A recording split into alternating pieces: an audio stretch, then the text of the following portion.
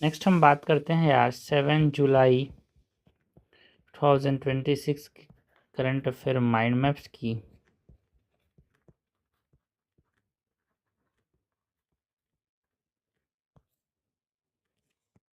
सबसे पहले जो टॉपिक है यार, यहाँ पे जो न्यूज़ में था, यहाँ पे 7 जुलाई को जो यहाँ पे वर्ल्ड बैंक का जो क्लाइमेट चेंज एक्शन प्लान है ना, उसकी बात करेंगे। बिकॉज जो क्रिटिसिज्म यूनाइटेड स्टेट्स से जो मिला है ना, कि वर्ल्ड बैंक ग्रुप ने जो अनाउंस किया 45% क्लाइमेट को benefit targets under climate change action plan, उसको किसने यहाँ पे क्रिटिसाइज किया? यूनाइटेड स्टेट्स ने, जो कि सबसे बड़ा शेयर होल्डर है वर्ल्ड बैंक का। तो इसकी वजह से न्यूज़ में था। इसकी बात करें, world bank climate change action plan.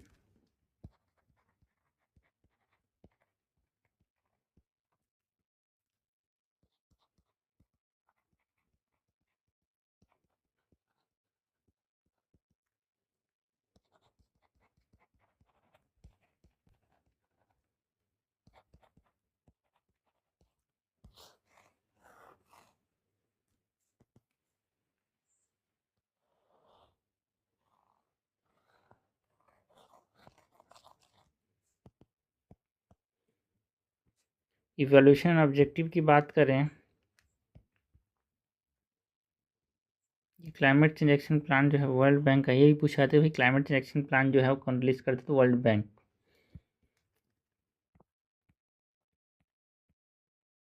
Evolution and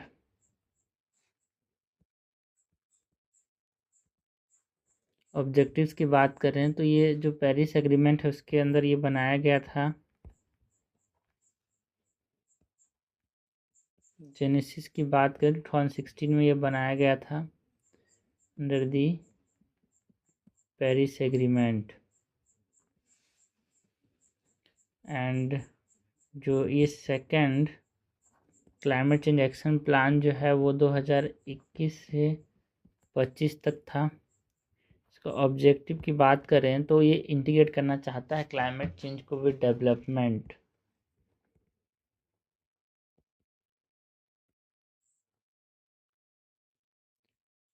integrate climate with development. जो स्ट्रेटेजिक पिलर हैं इसकी, उसकी बात करें,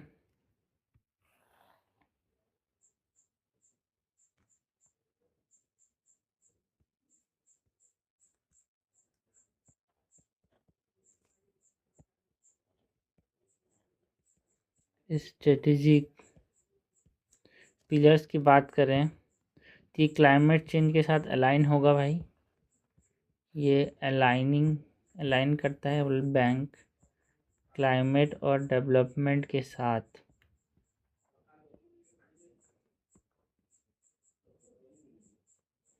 एंड ये जो सिस्टम ट्रांजिशन है उसको एक्सेलरेट करने की बात करता है।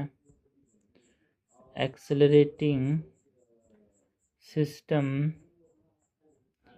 ट्रांजिशंस। क्लाइमेट फाइनेंस को ये मोबिलाइज करने की बात करता है। मोबिलाइजिंग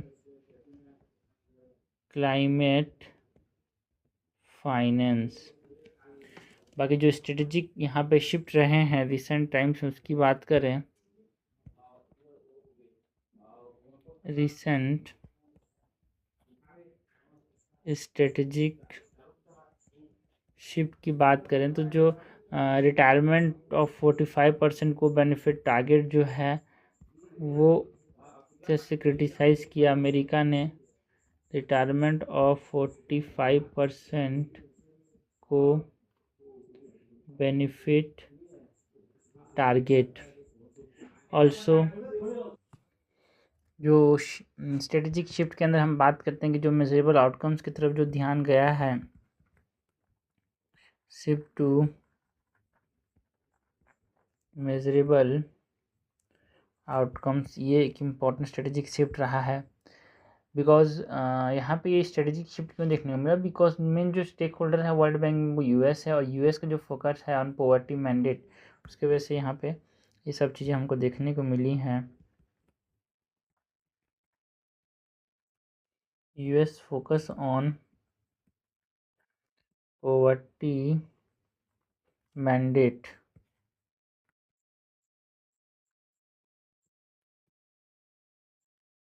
कमिटमेंट की बात करें तो क्लाइंट ड्रिवन यहाँ पे अप्रोच देखने को मिला है।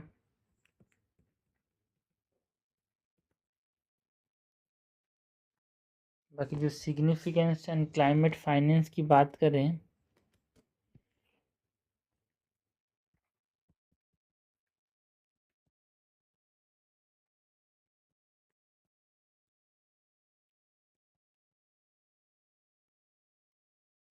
तो एक मल्टीलेटरल फाइनेंसर है यार वर्ल्ड बैंक जो है।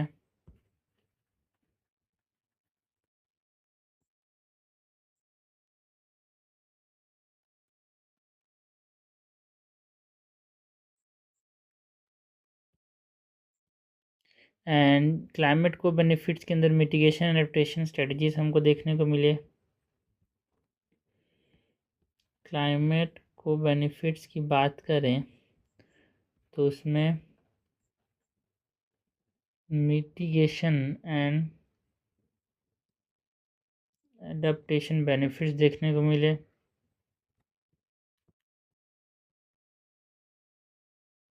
बाकी जो सपोर्ट है टू इंडिया उसकी बात करें तो solar parks and green hydrogen हमको देखने को मिला है यार।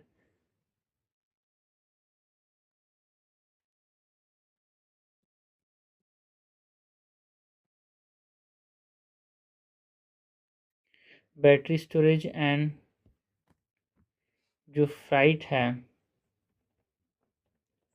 बैटरी स्टोरेज एंड फ्राइट्स की बात करें तो ये हमको देखने को मिला यार। बाकी जो अटल भूजल योजना है ये सब यहाँ पे सपोर्ट के लिए बनाया गया यार for climate finance. Mangrove restoration की बात करें तो वो हमको देखने को मिला। बाकी जो इम्प्लीकेशन गैप्स की बात करें यहाँ पे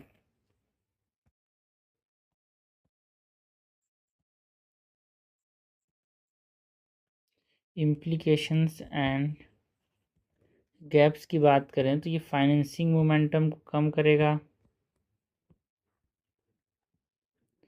ना, रिड्यूस यहाँ पे जो यूएस ने यहाँ पे विद्रोह किया कि यार जो को बेनिफिट्स को यहाँ 45% से जो कम किया गया है यहाँ पे ना, इसको रिटायरमेंट जो किया गया 45% को बेनिफिट टारगेट्स, तो इससे क्या होगा जो फाइनेंसिंग मोमेंटम है वो कम धीरे होगा। ग्लोबल गोल्स हैं वो थोड़े से चैलेंज होंगे कि ये हो पाएंगे कि नहीं fulfil. So challenge to global goals NCQS। What is NCQG की बात करें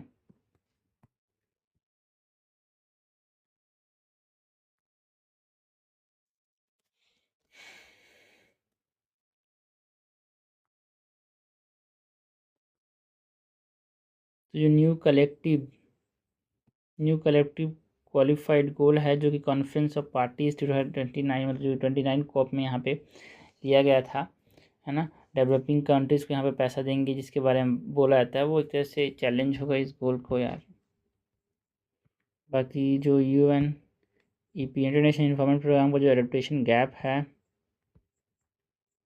United Nation environment programme adaptation gap की बात करते हैं यहाँ पे 12x-14x डेफिसिट हमको देखने को मिला यहाँ पे। इंडिया का जो इन्वेस्टमेंट है उसके अंदर हमको यार 22.7 ट्रिलियन डॉलर्स की जरूरत पड़ेगी 2070 तक। इंडिया इन्वेस्टमेंट नीड की बात करें तो अराउंड 22.7 ट्रिलियन बाई 2070। बाकी जो वे फॉरवर्ड है यहाँ पे की बात करें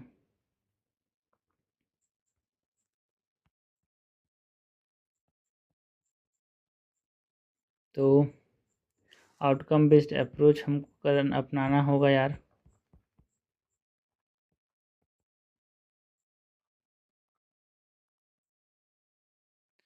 प्राइवेट कैपिटल को मोबिलाइज करने की ज़रूरत है।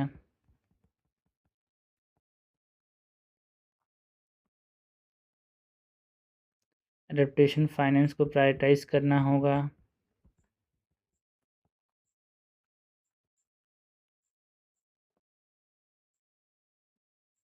डोमेस्टिक फाइनेंस को स्ट्रेंथन करने की ज़रूरत है यार।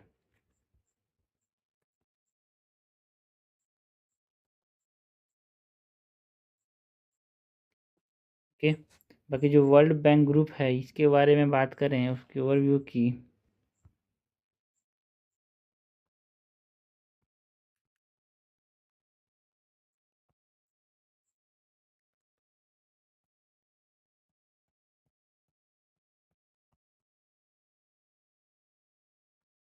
तो मैंडेट क्या है वर्ल्ड बैंक ग्रुप का कि भाई पॉवर्टी कम करेंगे, प्रॉस्पेरिटी लाएंगे।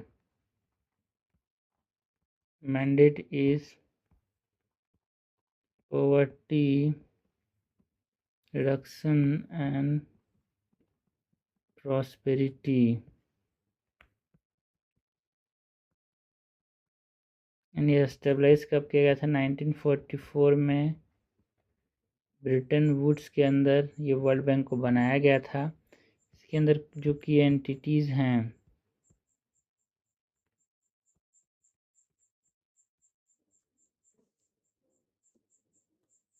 इसकी बात करें तो IBRD एंड IDA, ये जो हैं पब्लिक लेंडिंग करते हैं यार। दैट इज़ IBRD क्या है भाई? International bank for reconstruction and development. And IDA क्या है? International development action. ये दोनों क्या करते हैं? पब्लिक लेंडिंग करते हैं, पैसा देते हैं। एंड जो IFC है वो प्राइवेट सेक्टर है ना। IFC जो है वो प्राइवेट सेक्टर डेवलपमेंट को प्रमोट करता है, लोन्स देता है, इक्विटी एंड एडवाइजरी सर्विस देता है यार।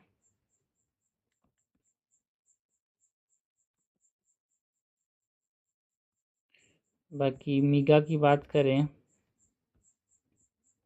ये पॉलिटिकल रिस्क इंश्योरेंस प्रोवाइड करता है। Political risk insurance, political risk insurance यार, है ना। मल्टीलेटरल इन्वेस्टमेंट ग्रांटेड एजेंसी जो है वो FDI फंड डायरेक्ट इन्वेस्टमेंट के थ्रू यहाँ पे पॉलिटिकल रिस्क इंश्योरेंस प्रोवाइड करता है। उसके बाद जो ICSID है वो एक तरह से इन्वेस्टमेंट डिस्प्यूट को देखता है। मतलब जो international centre for settlement of investment dispute जो है वो इन्वेस्टमेंट डिस्प्यूट को सॉल्व करता है between the states and foreign investors.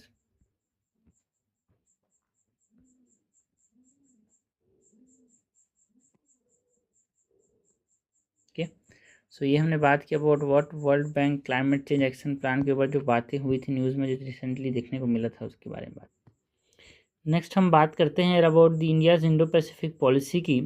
जो प्राइम मिनिस्टर का जो 3 नेशन विजिट था, लाइक इंडोनेशिया, ऑस्ट्रेलिया, न्यूजीलैंड का जो वो विजिट किए, तो वो रिफ्लेक्ट करता है कि जो इंडिया का जो इवॉल्विंग इंडो पैसिफिक पॉलिसी है, जहाँ पे जो इंडिया एंड पैसिफिक ओशियन के अंदर एक सिंगल स्ट्रेटेजिक मैरिटाइम स्पेस बनाने की बात करता है। बहुत सारे यहाँ पे विजन्स देखने को मिले, लाइक एडवांसेस विजन, लाइक महासागर जो है ना। उसने इंडिया का जो अर्लियर सागर इनिशिएटिव था, that is security and growth for all India, all in the region का जो कॉन्सेप्ट है उसको यहाँ पे एक्सपांड किया। ठीक है, तो इंडियन ओशन से यहाँ पे हम वाइडर इंडो पैसिफिक ओशन की तरफ यहाँ पे ध्यान दे रहे हैं, उसके बारे में न्यूज़ में था।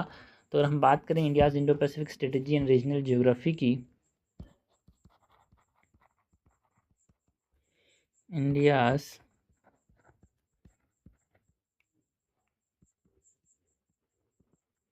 इंडो पैसिफिक स्ट्रेटेजी एंड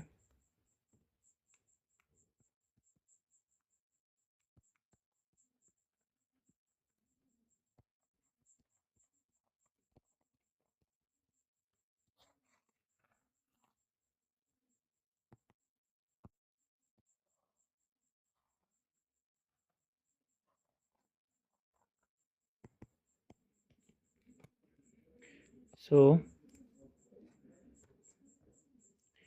कि रीजनल नेशन की बात करें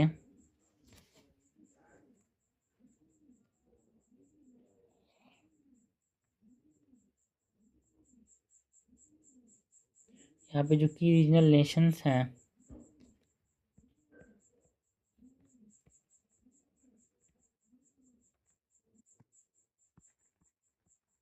कि रीजनल नेशंस की बात करते पहले तो इंडोनेशिया की बात करते हैं यहाँ पे। सो इंडोनेशिया जो है यहाँ पे वर्ल्ड लार्जेस्ट आर्चिपेलाजिक नेशन है यार।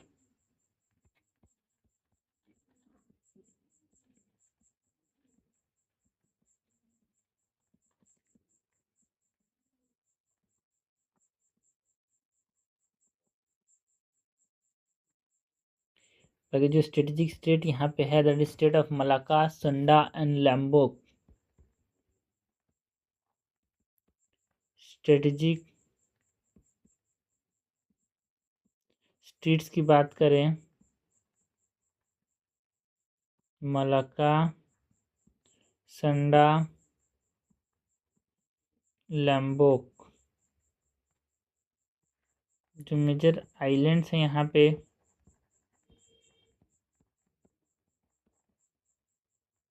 इसमें बात करते हैं about Sumatra, Java, Kalimantan, Sulawesi, Papua. तो इंडोनेशिया के अंदर आता है। बाकी जो पैसिफिक रिंग ऑफ फायर है वहाँ पे लाई करता है। तो यहाँ पे अर्थक्वेक एंड वोल्केनोज बहुत ज़्यादा देखने को मिलते हैं इंडोनेशिया में।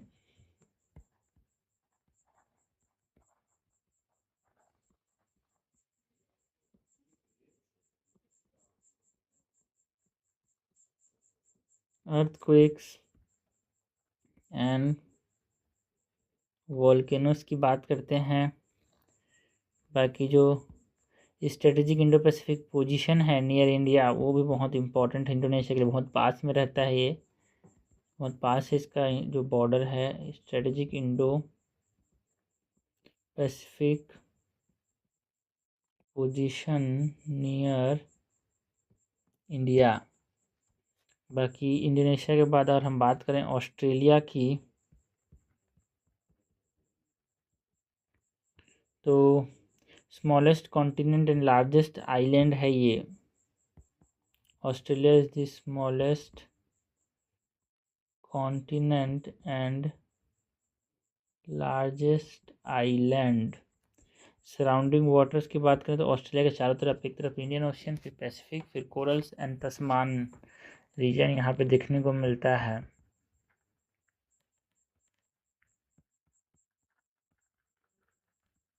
सराउंडिंग वाटर की बात करें तो इंडियन, पैसिफिक, कोरल, तस्मान। इसके बाद जो ग्रेट बैरियर रीफ है जो कि हमारे पास जो western eastern side of the Australia में देखने को मिलता है, साउथ ईस्टर्न साइड में, वो दुनिया का सबसे बड़ा यहाँ पे कोरल रीफ है यार।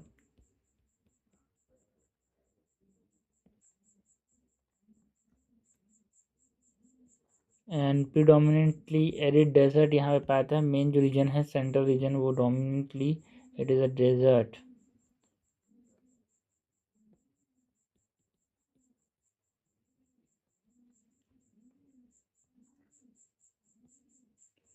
बाकी जो ग्रेट डिवाइडिंग रेंज है लाइक माउंट यहाँ पे great dividing range and mount Kosciuszko उसका ये यहाँ पे पाया जाता है। Great dividing range and mount Kosciuszko को ये ऑस्ट्रेलिया में पाया जाता है। बाकी जो नेक्स्ट है जहाँ पे इंडिया विजिट, जो प्राइम मिनिस्टर का जो विजिट था है ना, वो जो है न्यूजीलैंड यार।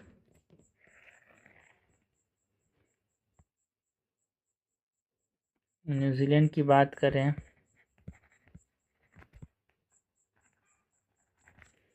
तो यहाँ पे जो आइलैंड नेशन है वो साउथ पैसिफिक के अंदर है। ये न्यूजीलैंड जो है is a island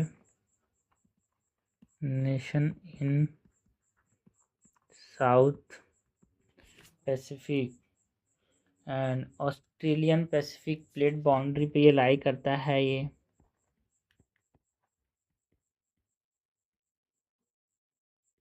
Australian Pacific plate boundary पे लाई करता है, जो साउदर्न एल्प्स एंड ओरिकी और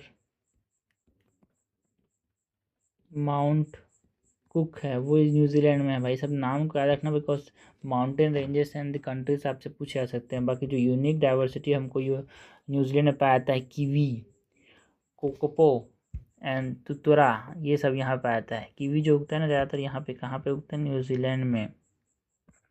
यूनिक बायो डाइवर्सिटी की बात करें तो यहाँ पे कीवी उगता है, काकापो, तुआतरा। जो विज़न महासागर इनिशिएटिव, मतलब सागर से जो महासागर लाया गया है, इसके बारे में बात करें, विज़न महासागर की बात करें तो म्यूचुअल एंड ह्यूरिस्टिक एडवांसमेंट करेंगे यार, जो सिक्योरिटी एंड ग्रोथ है अक्रॉस द रीजन। इसका मतलब ये होता है, महासागर फुल फॉर्म क्या है, mutual and holistic advancement for security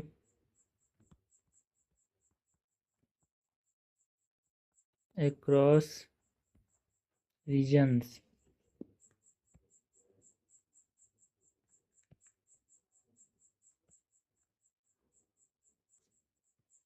यानी जो विज़न महासागर है, जो मैरीटाइम विज़न है, उसको ये एक्सपांड करेगा यार। It expanded the maritime vision for global south 2025 में जो आया था। एंड जो सागर है 2015 में जो आया था, उसको ये इवॉल्व, एक तरह से इवोल्यूशन है उसका, एंड एक वाइडर इंडो पैसिफिक बनाने के बारे में बात की जा रही है यहाँ पे। इवोल्यूशन ऑफ सागर जो कि 2015 में आया था यहाँ पे। सागर में वही है, state security and growth across the region, security and growth across the region to wider Indo Pacific. बाकी जो पिलर्स की बात करें तो maritime security, maintain security, supply chains, connectivity, blue economy, ये सब पिलर्स रहे हैं विज़न महासागर के। बाकी जो ऑब्जेक्टिव है यहाँ पे, it is free, open, inclusive, rule based region बनाने की बात की जाती है महासागर इनिशिएटिव के अंदर। पर इंडो पैसिफिक पॉलिसी की बात करें अगर हम,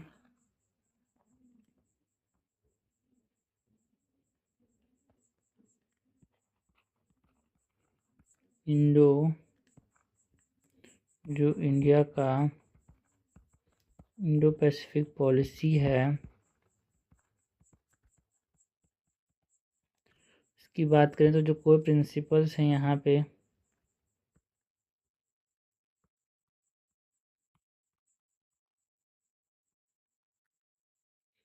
इसमें हम आसियान सेंट्रलिटी की बात करते हैं,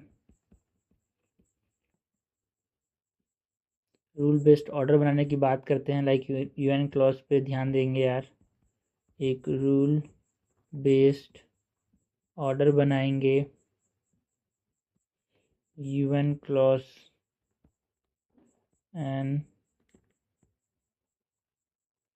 freedom of navigation and overflight की बात की गई, इंक्लूसिव रीजनल ऑर्डर लाएंगे। ये कोर प्रिंसिपल है। एंड की पिलर्स की बात करें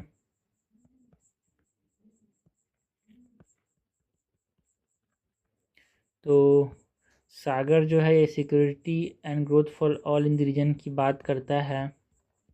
इंडो पैसिफिक पॉलिसी का जो की पिलर है it is Sagar security and growth for all.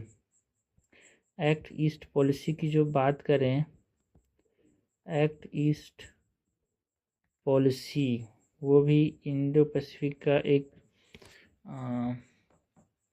Main pillar है। एंड जो इंडो पैसिफिक ओशियन इनिशिएटिव है IPOI, वो भी इसका एक की पिलर है। बाकी जो विज़न महासागर है ये यहाँ पे आया भाई, सागर से महासागर हो गया, म्यूचुअल है ना, and holistic advancement for security and growth all in the region. बाकी जो मेजर पार्टनर्स हैं इंडो पैसिफिक जो पॉलिसी है इंडिया का, उसके अंदर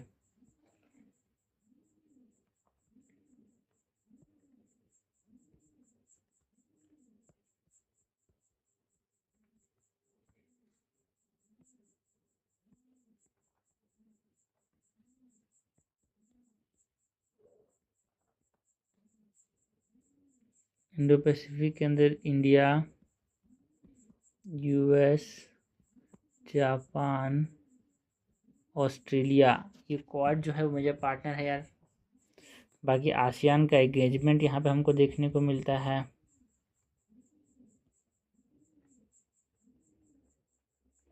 Indian ocean and Pacific island partners हमको यहाँ पे देखने को मिलते हैं।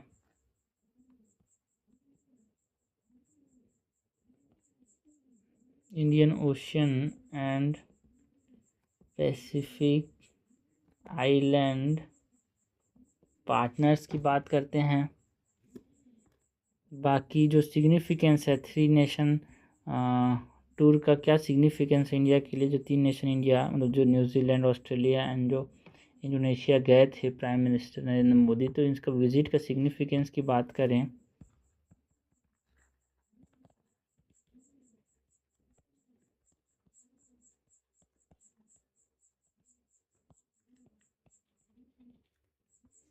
तो जो पार्टनरशिप ड्रिवन स्ट्रेटजी है उसकी तरफ यहाँ पे शिफ्ट हमको देखने को मिलेगा यार। शिफ्ट टू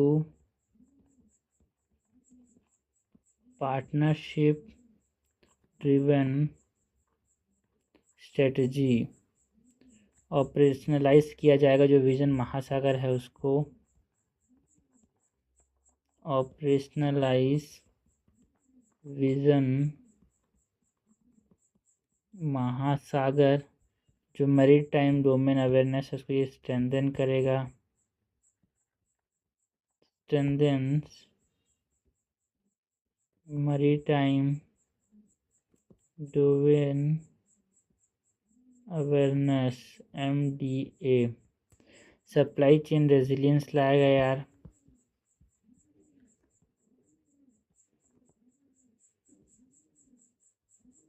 कैसे क्रिटिकल मिनरल एनर्जी सिक्योरिटी को जैसे ये फोकस करेगा, critical minerals and clean energy पे ये फोकस करेगा। बाकी जो blue economy and energy security है उसको सपोर्ट करने की ज़रूरत है यार। सपोर्ट 3 नेशन विजिट है ब्लू इकोनॉमी को एंड एनर्जी सिक्योरिटी को सपोर्ट करेगा। एंड जो एंगेजमेंट है with ASEAN, quad and south Pacific को ये बढ़ाएगा। जो 3 नेशन विजिट है वो।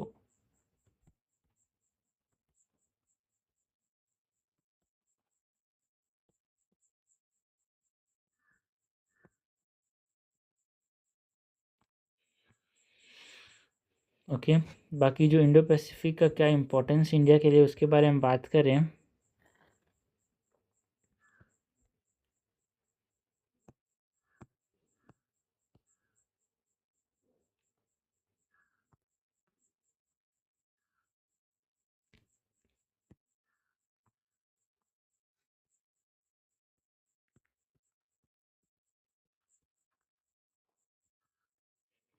Importance of Indo Pacific for India.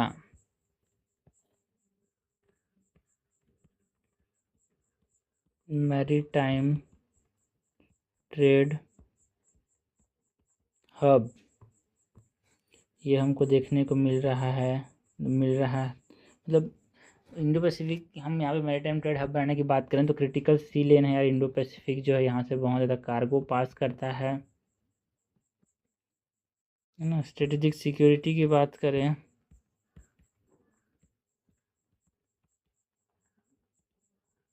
तो फ्रीडम ऑफ नेविगेशन जो है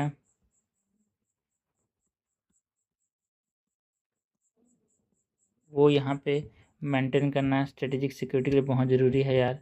इकोनॉमिक सिग्निफिकेंस है इंडो पैसिफिक का।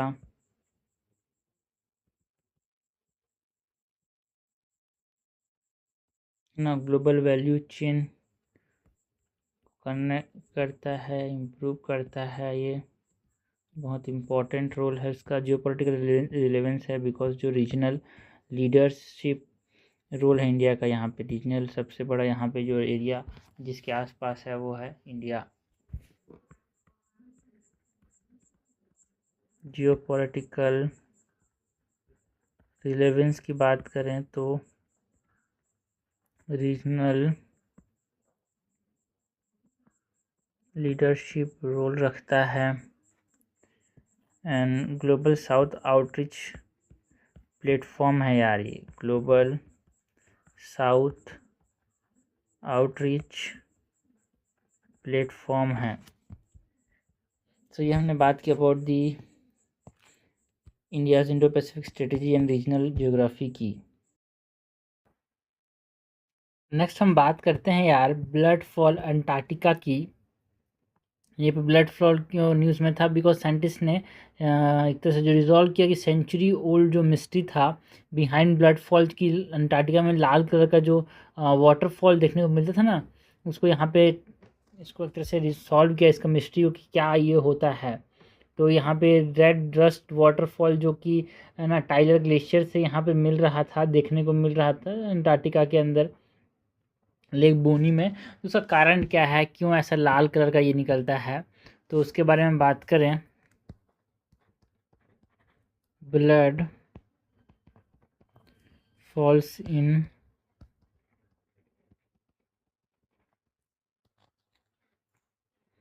अंटार्कटिका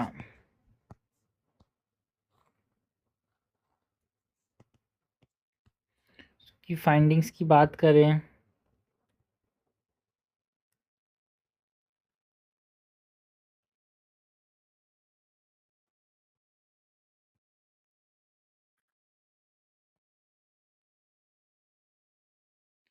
कि फाइंडिंग्स के अंदर जो सोर्स है कि कहाँ से ये आता है भाई, ये ब्लड फॉल होता कहाँ से है।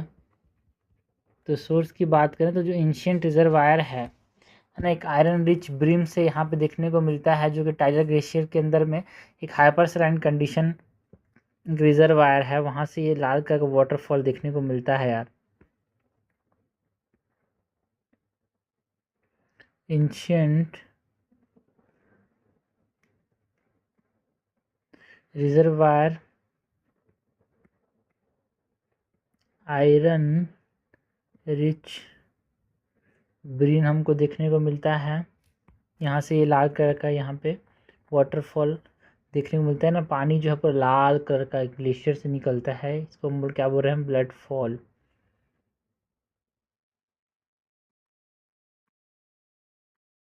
Highly saline. बाकी it is trapped beneath Taylor glacier यार, trapped beneath Taylor glacier. Mechanism की बात करें तो ग्लेशियर मूवमेंट प्रेशर से यहाँ पे ये पिघलता है यानी लाल कलर का दिखता है।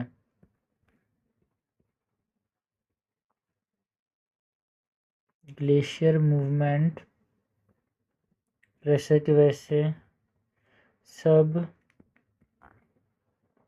ग्लेशियल चैनल से ये हमको देखने को मिलता है। रेड कलर का होता है यार ये।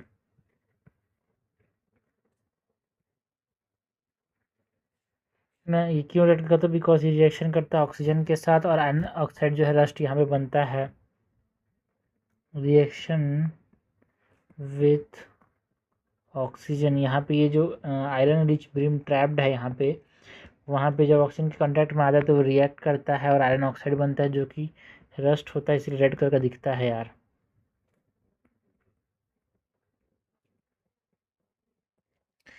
बाकी जो जमने से कैसे बच जाता है, अंटार्कटिका में इतनी गर्मी है फिर भी पानी कैसे क्यों बहता है, बिकॉज सॉल्ट कंसंट्रेशन बहुत ज़्यादा है यार, हाईली सलाइन है। फ्रीजिंग प्रिवेंशन की बात करें तो हाई सॉल्ट कंसंट्रेशन की वजह से ये नहीं जमता। ऑल्सो लेटेंट हीट रिलीज होता है, उससे ये नहीं जमता यार, है ना। It is also coldest non glacier with flowing water. कौन सा है भाई, ये जो टाइलर ग्लेशियर है, coldest non glacier with flowing water. बाकी इसका सिग्निफिकेंस क्या है कि मार्स के अंदर भी हमको ऐसे ही देखने को मिलता है यार। जुपिटर का मून यूरोपा में हमको ऐसे ना ब्लड फॉल्स देखने को मिले हैं, और ये हमको बता रहा है कि देखो भाई सॉल्टी कंडीशन है आइस के नीचे।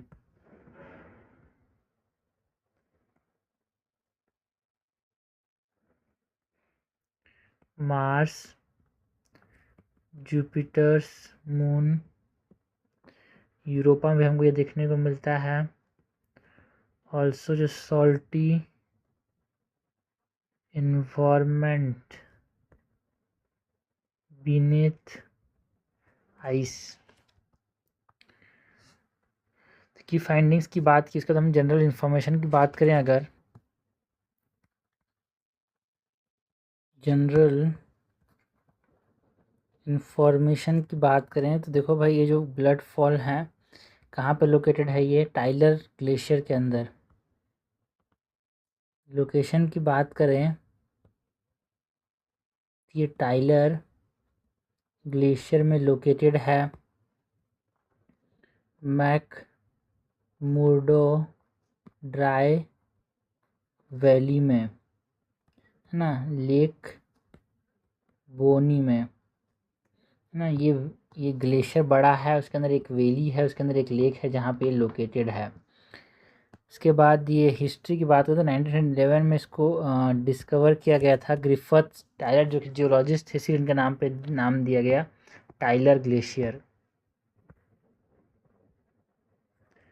हिस्ट्री की बात करें, discovered in 1911,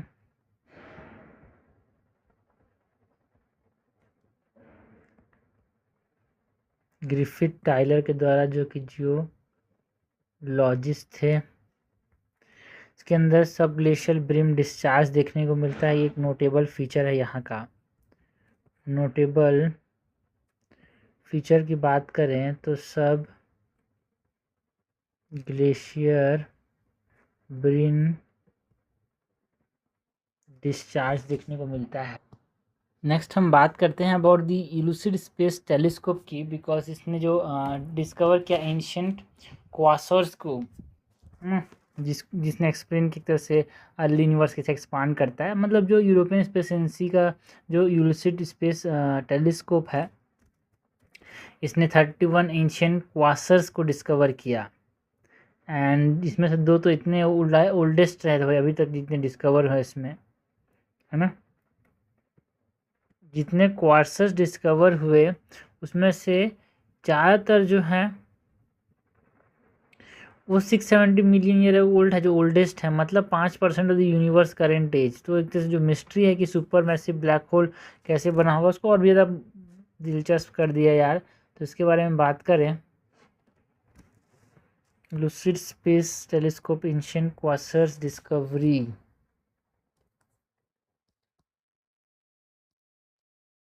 Euclid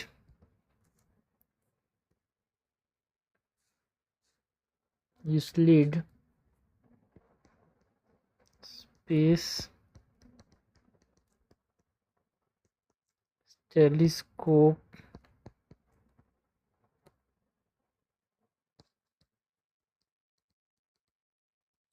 ancient Quasar discovery.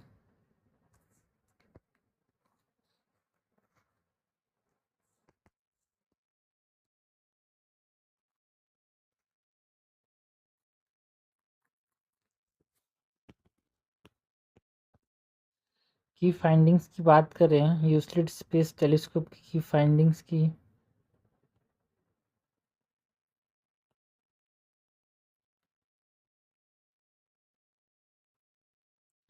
So 31 ancient quasars को डिस्कवर किया गया इसके द्वारा।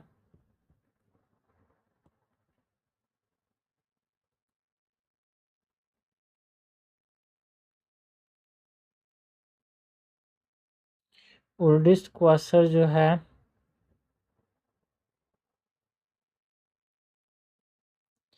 ये 670 million year after big bang बना है, मतलब ज़्यादा पुरानी है भाई, 5% ऑफ द यूनिवर्स एज है। तो जो 2021 का रिकॉर्ड था सबसे पुराना, उसको यहाँ पे सरपास कर दिया यार, सरपास प्रीवियस 2021 रिकॉर्ड। एंड जो इपोक ऑफ रिआयोनाइजेशन की बात करें, epoch of reionization, so it is occurred 400 millions to 1 billion after the Big Bang.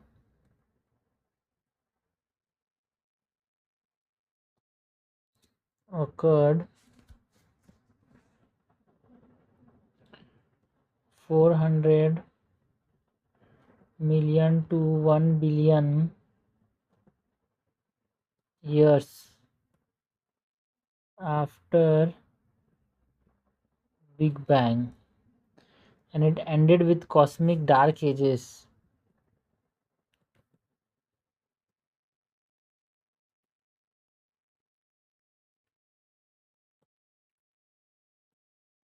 So it ended cosmic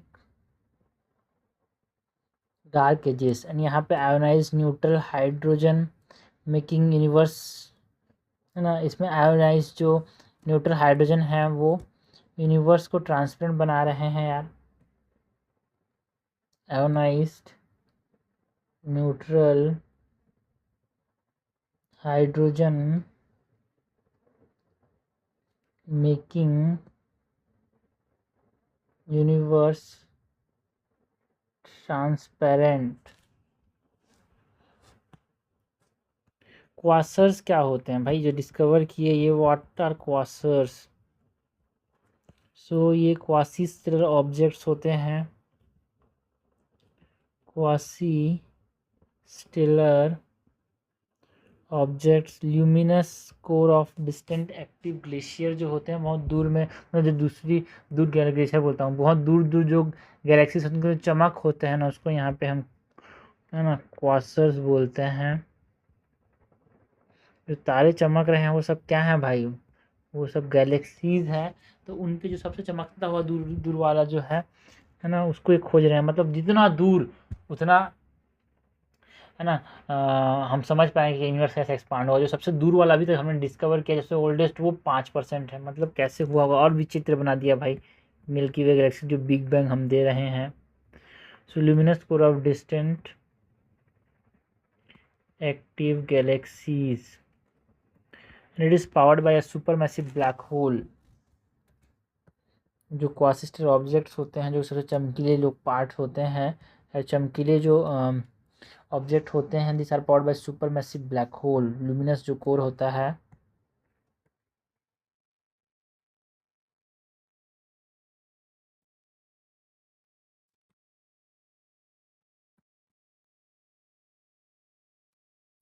energy जो है वो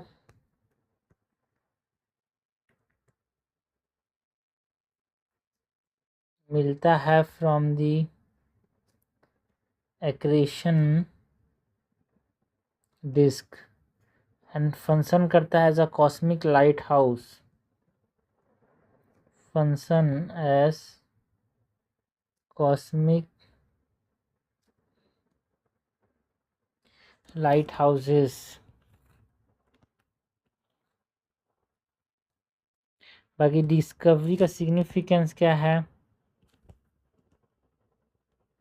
सिग्निफिकेंस ऑफ डिस्कवरी, ये चैलेंज करता है कि यार single massive black holes formation module कैसे बने होंगे बिग बैंग से। बोलता है तो उस तरह से इतना पुराना इतना नया, जब सबसे पुराना है वो सिर्फ 5% पुराना है यार बिग बैंग को जो बोला जाता है, तो फिर दिक्कत है। So it challenge super massive black hole formation module. और जो फॉर्मेशन मॉडल्स हैं उनको, है ना, जो फर्स्ट स्टार एंड गैलेक्सीज का जो एविडेंस है वो ये प्रोवाइड करता है, evidence for first stars and galaxies. It redefines what, early universe evolution theories को रिडिफाइन करता है। It refines early universe evolution theories and it traces cosmic evolution and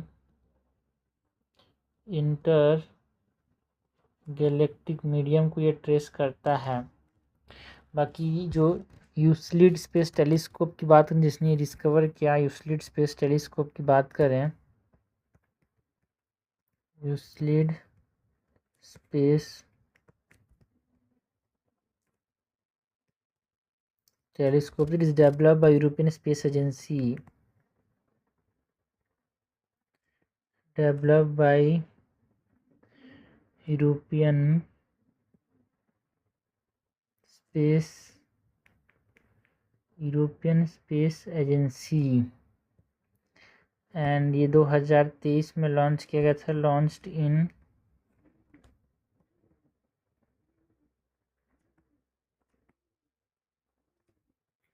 2023 and it is located at sun earth Lagrange point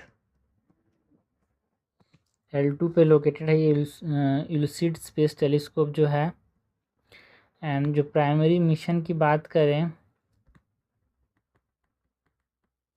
Euclid space telescope, तो ये dark matter and dark energy को study करता है, study dark matter and dark energy, analyse करता है जो large scale structure of universe है उसको, एनालाइज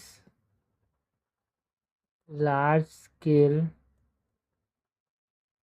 स्ट्रक्चर ऑफ यूनिवर्स, जो डिस्कवर करता है डिस्टेंस गैलेक्सीज एंड क्वासर्स को डिस्कवर करता है। जैसे अभी डिस्कवर किया क्वासर्स को,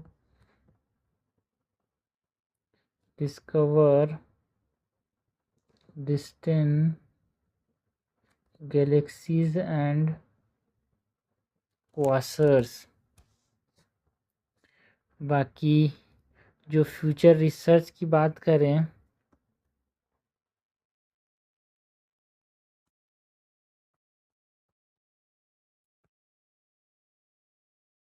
तो कोलैबोरेट करता है यार, ये जो यूक्लिड स्पेस टेलीस्कोप है collaborate with John James Webb space telescope.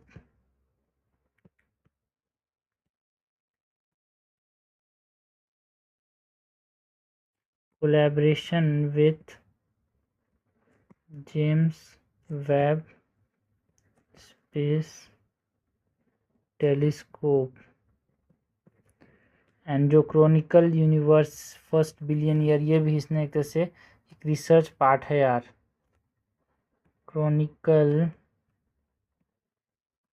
Universe first billion years.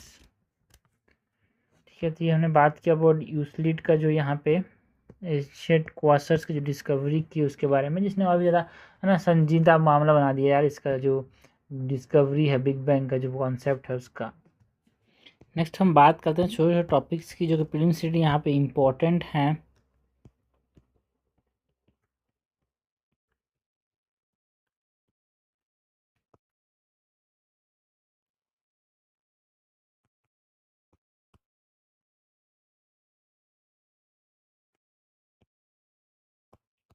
पहला तो यहाँ पे हिमालयन पेंगोलिन को बात करें तो देखो भाई, हिमालयन पेंगोलिन को रिकॉग्नाइज किया गया एज ए डिस्टिंक्ट स्पीसीज यार, है ना।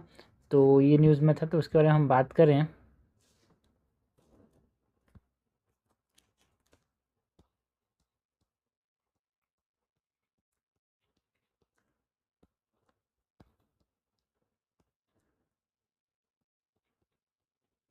हिमालयन पेंगोलिन जो कि क्या नाम है इसका, मनीष रीटा।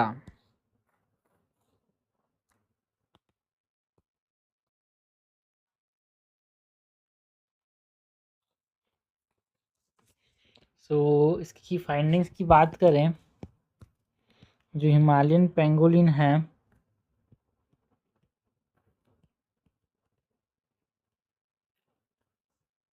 तो ये इवोल्यूशनरी डाइवर्जेंस हमको देखने को मिला यार, 1.8 मिलियन ईयर को यहाँ पे इवोल्यूशनरी डाइवर्जेंस हमको देखने को मिला है।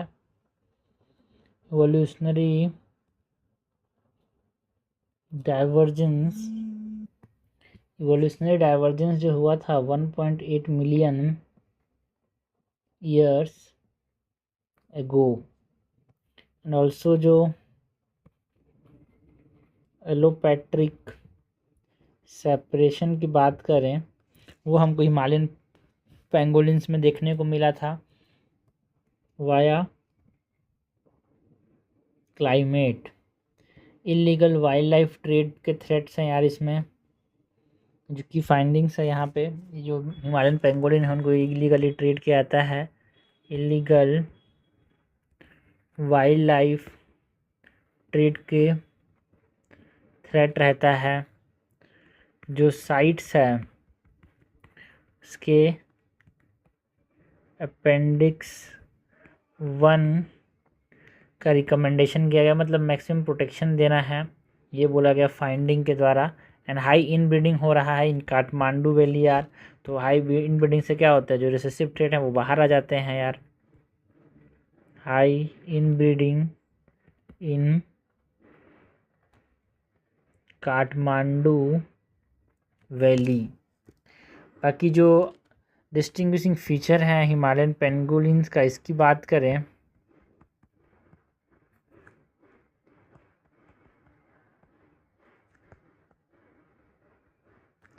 तो लार्ज बॉडी एंड स्कल होता है इसका,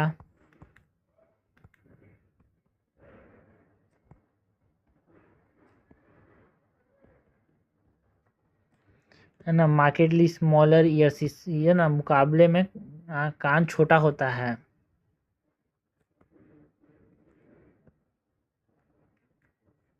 and short and broad nasal bones होते हैं ये हिमालयन पेंगोलिन्स के अंदर। बाकी नेक्स्ट जो चीज़ प्रिंस यहाँ पे न्यूज़ में थी उसकी बात करें तो जो कोऑपरेटिव लाइफ इंश्योरेंस कंपनी है, ये न्यूज़ में था बिकॉज जो यूनियन होम मिनिस्ट्री एंड जो कोऑपरेशन मिनिस्टर है, दोनों ने, union home minister and cooperation minister ने अनाउंस किया that a cooperative life insurance company बनाया जाएगा जो कि ग्रोथ को बूस्ट करेगा, कोऑपरेटिव्स के ग्रोथ को इन इंडिया। इसके बारे में बात करें,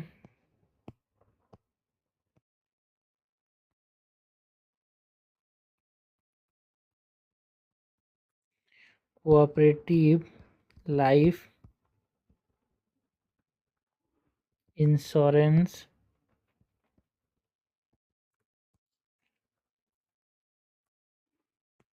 कंपनी की बात करें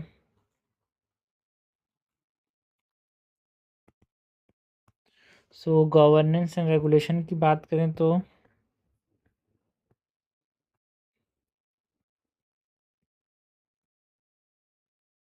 governance and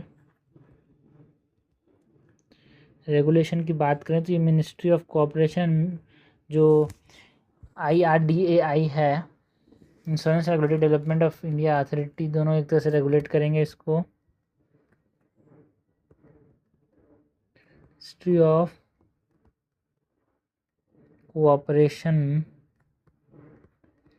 IRDAI regulatory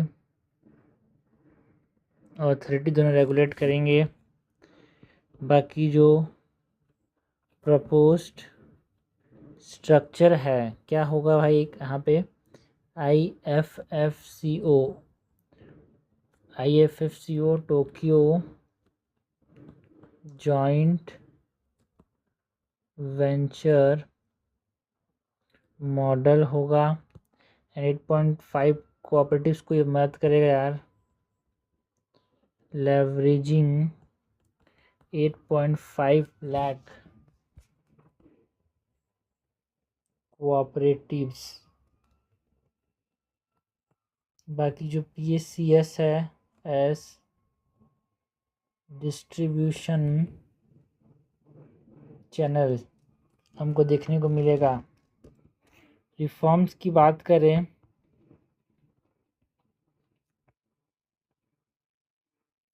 enabling reforms की बात करें तो सबका बीमा सबका रक्षा जो एक्ट है वो भी इसी के अंदर आता है एंड रिड्यूस कैपिटल रिक्वायरमेंट्स हमको देखने को मिला।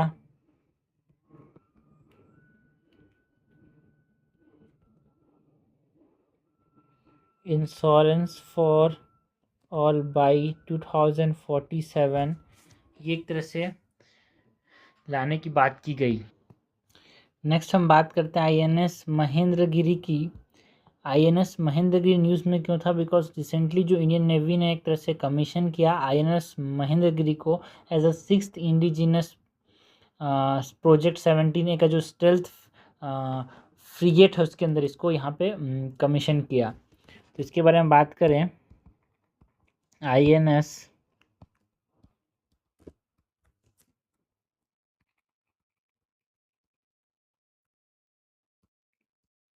महेंद्रगिरी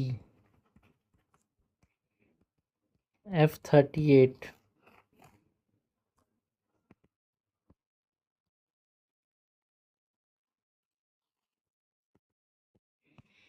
सबसे पहले तो जो टेक्निकल स्पेसिफिकेशन है उसकी बात,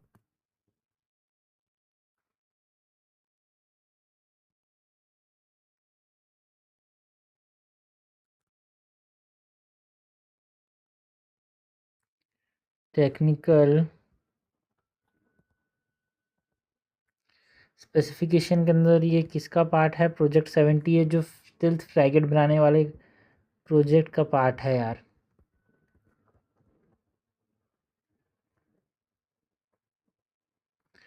एंड जो CODOG प्रोपल्शन सिस्टम है वहाँ पे इसका ये पार्ट है। बाकी 75 इंडिजिनस कंटेंट यहाँ पे इस्तेमाल किया गया है and it is built by Mazagon dock ship builder.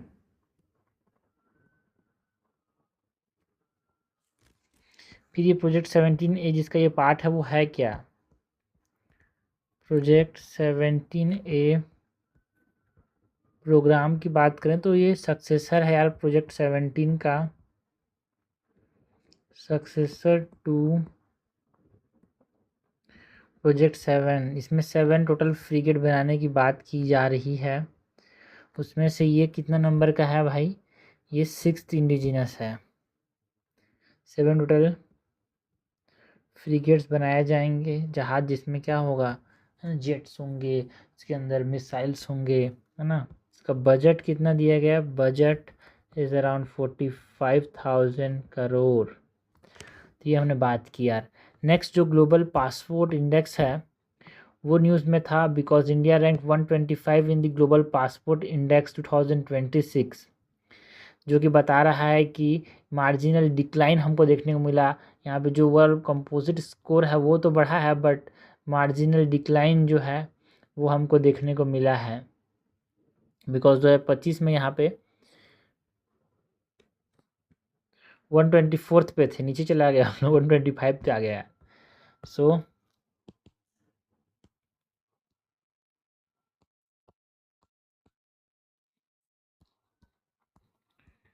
Global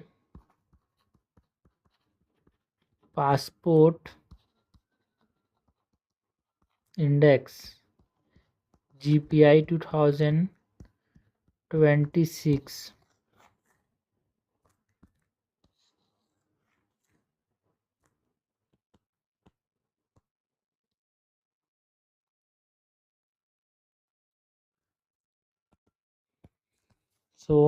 जो कोर पिलर हैं ग्लोबल पासपोर्ट इंडेक्स के अंदर, जो कोर पिलर्स हैं इसमें यहाँ पे मोबिलिटी एनहांस होगा यार हमारे पास। यहाँ पे मोबिलिटी तो इन्हांस हुआ है, बट हमारा रैंक नीचे चला गया यार। 50% से इन्हांस मोबिलिटी देखने को मिला है, इन्वेस्टमेंट देखने को मिला 25%, क्वालिटी ऑफ लाइफ यहाँ पे जो है इसके पिलर्स हैं इसमें इतना वेटेज दिया जाता है, ठीक है। बाकी जो परफॉर्मेंस रैंकिंग की बात करें तो स्वीडन नंबर 1 पे है यार ग्लोबल परफॉर्मेंस इंडेक्स में। सिंगापुर टॉप एशियन पासपोर्ट रखता है यहाँ पे परफॉर्मेंस रैंकिंग्स की बात करें तो इंडिया 125 पे है, स्वीडन नंबर 1 पे है। मतलब स्वीडन का जो पासपोर्ट रखा है वो कहीं भी जा सकता है एक प्रकार से। बाकी इंडिया में जो सिंगापुर का पासपोर्ट रखा है वो कहीं भी जा सकता है एक प्रकार से, तो इसके पास टॉप एशियन पासपोर्ट जो है वो सिंगापुर का है। नेक्स्ट यहाँ पे वर्ल्ड जूस डे की बात करें तो वर्ल्ड जो जूनोसिस डे जो है वो ऑब्ज़र्व किया जाता है 6 जुलाई को, जो कि जूनोटिक डिसीज़ के अवेयरनेस क्रिएट करने के लिए बनाया गया है। उसको देखते हुए इसको सेलिब्रेट किया जाता है। World zoonosis day, world zoonosis day 2026।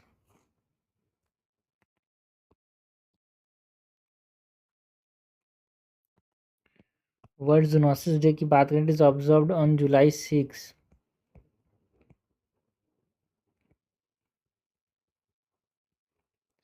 And commemorate करता है जो लुई पाश्चर है ना।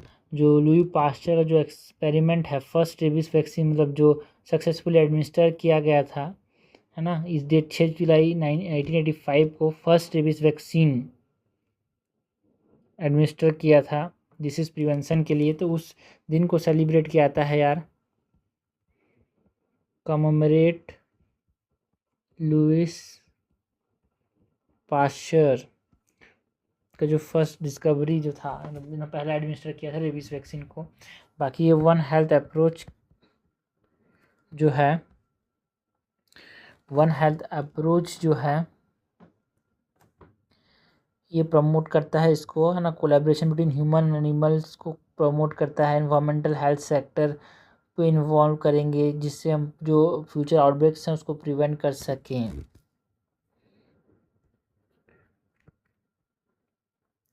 One health approach. Zoonotic disease की बात करें तो जिका एंड एबोला,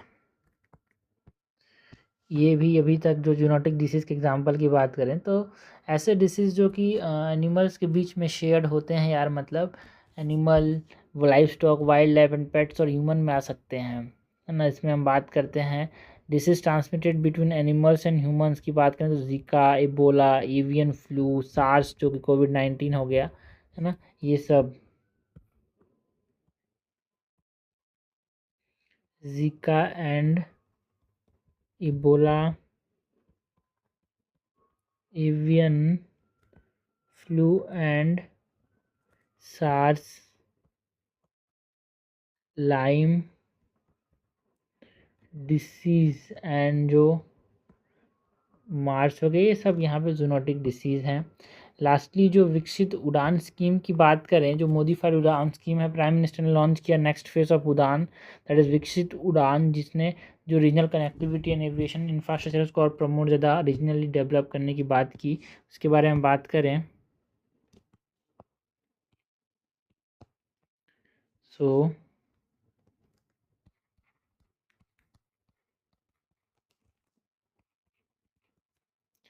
विकसित उड़ान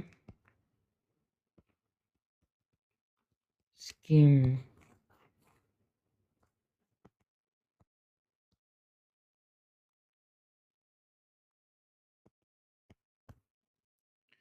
विकसित उड़ान स्कीम इज द मॉडिफाइड उड़ान स्कीम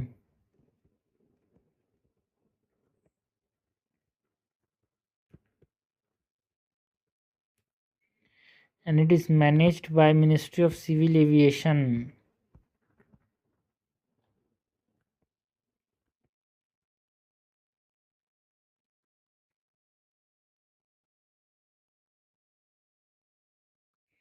की ऑब्जेक्टिव्स की बात करें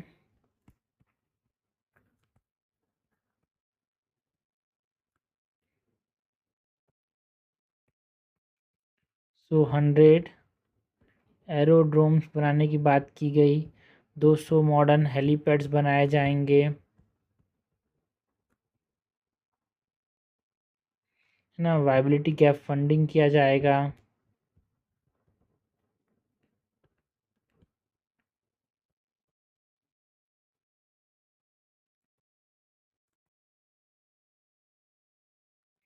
विकसित भारत जो बनाने की बात की 2047 तक, उसके अंदर एक विजन है यार, विजन विकसित भारत 2047 के अंदर एक ये विजन है।